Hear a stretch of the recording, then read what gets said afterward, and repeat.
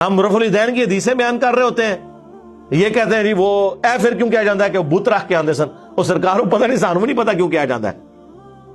اور بیان کرنے والے بھی ان ناسکے نے. جب سے ہم نے کہا کہ کوئی جھوٹی حدیث ہی سنا دیں, ضعیف چھوڑ دیں, جھوٹی حدیث کسی کتاب میں لکھی ہو, بغلوں میں بت رکھنے والی تو کوئی گھڑی ہوئی حدیث بھی نہیں ہے اور پبلک کے اندر مشہور ہے. پھر ہمیں بتانا پڑتا ہے کہ بھائی رفع الیدین تو نماز کا حسن ہے, حضور نے حکم دیا ہے. جی حکم کتنے ہے؟ ہم دکھاتے ہیں رفع الیدین کا حکم بخاری مسلم سے, لیکن پہلے آپ بات کو سمجھیں, یہ ایک مقدمہ ہے. صحیح بخاری اور مسلم کی متفق علیہ حدیث ہے. نبی علیہ السلام نے فرمایا اللہ نے مجھے جوامع کلمات کے ساتھ بھیجا ہے, میں بات مختصر کرتا ہوں اور مفہوم گہرا. بخاری مسلم دونوں میں حدیث ہے, انما الاعمال بالنیات, اعمال کا دار و مدار تو صرف نیتوں کے اوپر ہے. اب یہ ایک جملہ ہے, اس کے اوپر پوری کتاب لکھی جا سکتی ہے. یہ ہے جوامع کلمات, اس کو آپ ذہن میں رکھیں. اب آ جائیں بخاری مسلم دونوں میں حدیث ہے. مالک بن حویرث کہتے ہیں رضی اللہ تعالیٰ عنہ علیہ السلام, ہم چند نوجوان تھے, 20 دن کے لیے حضور کے پاس گئے, مہمان بن گئے. حضور کی وفات سے 1-1.5 سال پہلے غزوہ تبوک کے موقع پر مسجد نبوی میں ٹھہرے 20 دن تک. آپ کے صبح شام آبزرو کیے.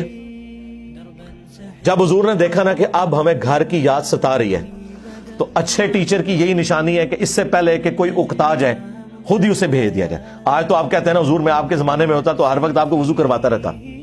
ایسا نہیں ہوتا, دنیا میں ایسے نہیں معاملات چلتے.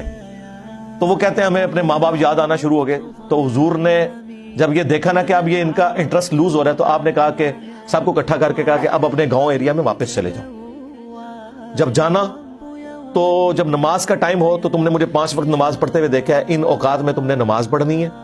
ایک بندہ اذان دے گا جو زیادہ قرآن جانتا ہے اور عمر میں بھی بڑا ہو, وہ تمہاری امامت کروائے.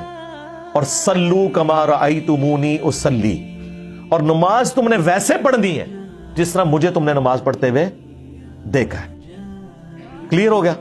یہ جملہ آپ کسی انٹرنیشنل عدالت میں بھی لے جائیں تو وہ آپ کے علماء کی جہالت کے اوپر ہنسیں گے کہ اس کے بعد رسول اللہ کو یہ کہنے کی ضرورت ہے کہ جب نماز شروع کرنا تو ہاتھ کانوں تک اٹھانا, جب رکوع میں جانا تو ہاتھ کانوں تک اٹھانا, جب رکوع سے سر اٹھانا تو ہاتھ کانوں تک اٹھانا, سبحان ربی العظیم رکوع میں پڑھنا, سبحان ربی العلی سجدے میں پڑھنا, فجر کے 2 فرض پڑھنا, زور کے, یہ سارا کچھ آپ کو کہنے کی ضرورت ہے جو لوگ 20 دن سے حضور کو دیکھ رہے ہیں.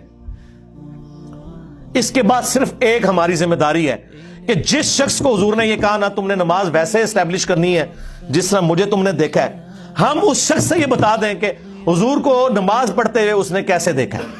پھر کام ختم ہو گیا نا. رفع الیدین کا حکم آ جائے گا نا بیچ میں, جب آپ نے کہا تم نے نماز اس طرح پڑھنی ہے جس طرح مجھے پڑھتے ہوئے دیکھا, جوامع کلمات ہو گئے. تو سرکار مالک بن حویرث سے پوچھ لیں, بخاری مسلم دونوں میں موجود ہے کہ مالک بن حویرث رضی اللہ تعالیٰ عنہ کہتے ہیں کہ جب نبی علیہ السلام نماز شروع کرتے تو دونوں ہاتھ کانوں تک اٹھاتے. بخاری میں صرف ہے کہ اٹھاتے, مسلم میں ہے کانوں تک, اور بخاری میں عبداللہ بن عمر کی جو حدیث ہے اس میں ہے کندھوں تک.